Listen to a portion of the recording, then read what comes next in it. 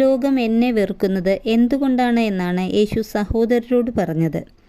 ലോകത്തിൻ്റെ പ്രവൃത്തികൾ തിന്മയാണെന്ന് സാക്ഷ്യപ്പെടുത്തുന്നതിനാൽ. യേശുവിൻ്റെ പ്രബോധനം ദൈവത്തിൽ നിന്നുള്ളതോ അതോ സ്വയം നൽകുന്നതോ എന്ന് മനസ്സിലാക്കുന്നത് ആരെന്നാണ് യേശു പറഞ്ഞത്? ദൈവത്തിൻ്റെ ഇഷ്ടം നിറവേറ്റാൻ മനസ്സുള്ളവൻ. ഒരുവൻ സാബത്ത് ദിവസം പരിച്ഛേദനം സ്വീകരിക്കുന്നു എങ്കിൽ, സാബത്ത് ദിവസം ഞാൻ എന്തു ചെയ്തതിന് നിങ്ങൾ എന്നോട് കോപിക്കുന്നുവോ എന്നാണ് യേശു യഹൂദരോട് പറഞ്ഞത്. ഒരു മനുഷ്യനെ ഞാൻ പൂർണ്ണമായി സുഖമാക്കിയതിന്. ആർക്കെങ്കിലും ദാഹിക്കുന്നെങ്കിൽ അവൻ എൻ്റെ അടുക്കൽ വന്ന് കുടിക്കട്ടെ എന്ന് യേശു പറഞ്ഞത് ഏതു തിരുനാളിൻ്റെ അവസാനത്തിലെ മഹാദിനത്തിലാണ്? കൂടാര തിരുനാളിൻ്റെ.